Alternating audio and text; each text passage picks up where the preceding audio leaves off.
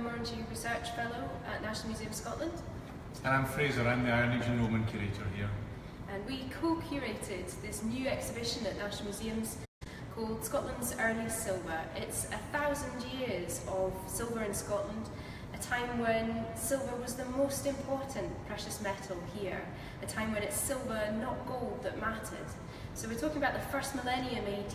Silver arrived as a new and exotic precious metal with the Romans. And here Fraser can tell us a little bit more about one of the most spectacular Roman treasures in our exhibition. Yeah, because the Romans are a key part of our story here. Although we have natural silver in Scotland, it's not being exploited at this time. To get silver out of the ground, you have to get lead out of the ground and then extract the silver. And this technology isn't being used in Scotland until the medieval period. So people are relying on imported silver, and all that silver is coming in from the Roman world. Now initially it's coming in the pockets of soldiers, because military pay is in part in silver, but over time this changes. And towards the end of the Roman period, this is the way that silver comes to Scotland. This is what we call hack silver. Vessels that have been chopped and cut up and folded into packages. And this particular hoard is part of a find from Traprain Law in East Lothian, about 20 miles east of here, found in 1919. Now originally this was high quality Roman tableware. You can get a sense of that from the bowl with the face of Hercules, or the one with the scallops that we use for washing your hands, the lovely dish with a fish on it, which was used, we think, for eating fish, surprisingly enough. But this is slightly misleading, because originally, as they were discovered, these vessels did not look nearly as good as this. And here we have, if you like, the before and after. So this is a flagon, or the bits of a flagon as they were discovered, chopped into bits and flattened. This is how a similar flagon now looks after it was restored in the early 20th century. This gives you an idea of the original vessel, how it was used by the Romans. This is how it went into the ground. And for us, this is more interesting. This chopped up hack silver. So what is hack silver?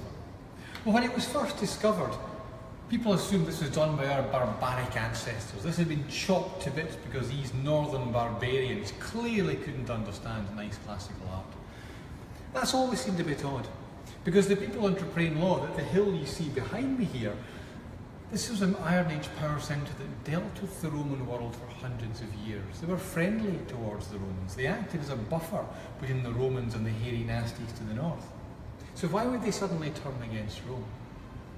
And when you look at this hoard more carefully, we've been doing a big research project on this, you look at the way it's cut very carefully into quarters or thirds, and you can see the dish at the back, or the bowl at the back, cut into quarters, or one to the right here where there's a quarter of a plate surviving.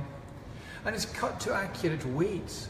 So the two fragments over on the right with a band of gold around them, they weigh exactly 8 Roman ounces. Roman ounces.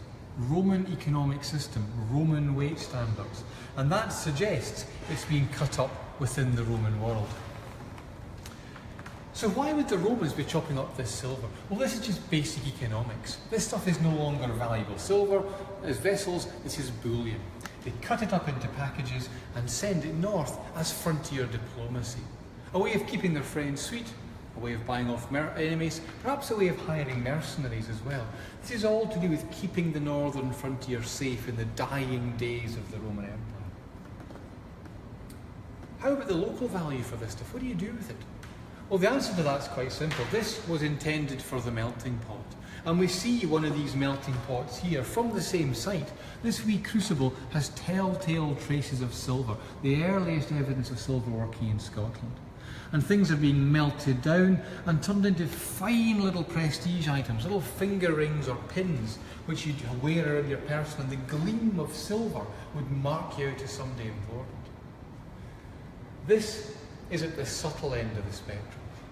This is just the beginning of it. To see the kind of amazing things folk are producing here, you have to follow me around to meet Alice again.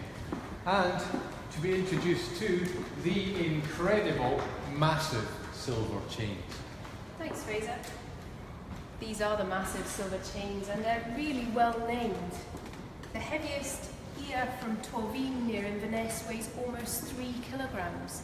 They're made from solid silver, they're not silver plated, it's 3 kilograms of silver. They show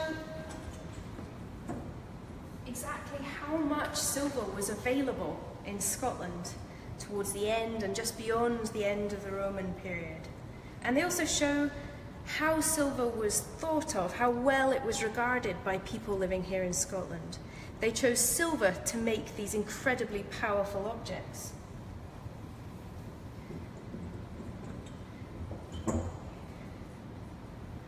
And powerful they are, because at the time these were made, they were the largest jewellery that Scotland had ever seen.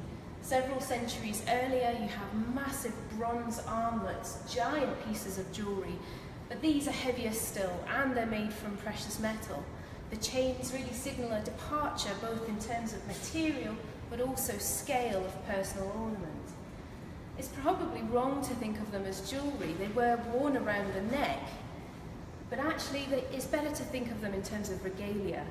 They are heavier than the crown of Scotland made 1,000 years later.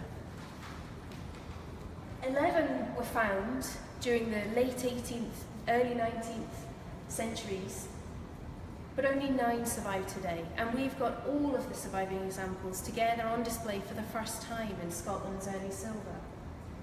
Most are completely undecorated. 2 feature Pictish symbols, designs usually found carved onto stone and incredibly rare on portable objects. Only 3 examples survive carved onto silver. But one of them's from well beyond the normal distribution of Pictish symbols. These chains hint at complicated relationships within Scotland at this time. The chains are just one of the most spectacular things you can come and see in Scotland's early silver.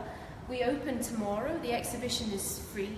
It's grown out of a 3-year research project supported by the Glenmorangie Company, and as part of that research we have a new book, Scotland's Early Silver, which will be available to buy from tomorrow.